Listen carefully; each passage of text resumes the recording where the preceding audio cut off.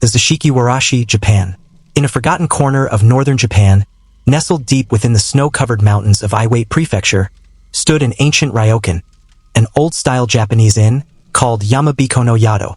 Long abandoned, it was rumored to be home to something not quite human. Locals never dared approach it after dark. They said the shadows moved on their own, and once, a traveler who stayed the night was found wandering in the forest days later, barefoot, babbling nonsense, with his hair turned completely white. Kaori, a young Tokyo-based urban explorer and aspiring YouTuber, had heard the stories. She didn't believe in ghosts or curses. To her, haunted places were content, viral gold. With a camera in hand and a GoPro strapped to her chest, she made her way to Yamabiko no Yado during a snowy January evening. The building was a collapsing monument of rotting wood, rice paper doors torn by time, and silence so thick it felt alive. The snow muffled every step. As she entered the ryokan, the musty scent of mildew and decay filled her lungs. But that wasn't what made her stop. It was the laughter, childlike, playful, echoing softly from the end of the dark hallway. Kaori froze, her heart beginning to thrum violently in her chest. "Probably just wind," she muttered, though she didn't believe it. She explored room after room, each one eerily preserved, as though time had stopped. Tatami mats lay untouched, futons still laid out, bowls and chopsticks gathering only dust. Then she found it, a child's room. Tiny slippers by the door, old toys arranged in a perfect circle, and a red Daruma doll, its eyes painted black. Both eyes, a symbol of a wish fulfilled.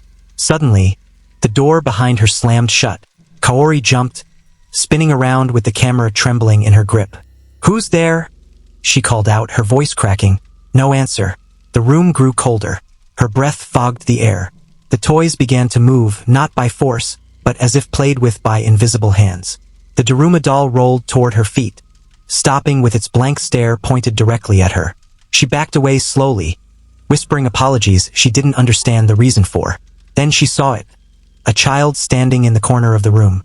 A little boy, maybe 5 years old, dressed in a faded kimono, pale skin glowing faintly in the dark.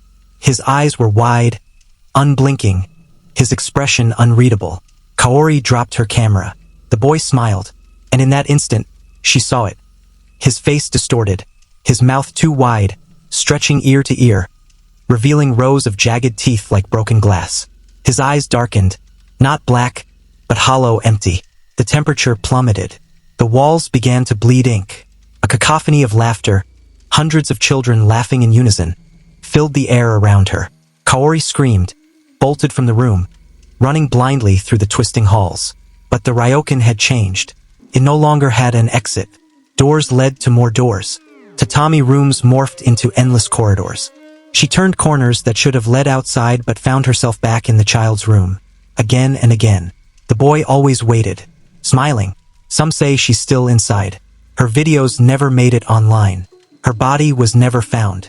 But sometimes, hikers near the ruins of Yamabiko no Yado report hearing something strange through the trees. Soft laughter, the pitter-patter of tiny feet, and the sound of a woman crying. And when the snow is thick, if you listen closely near the boarded-up entrance, you might hear a whisper in the wind.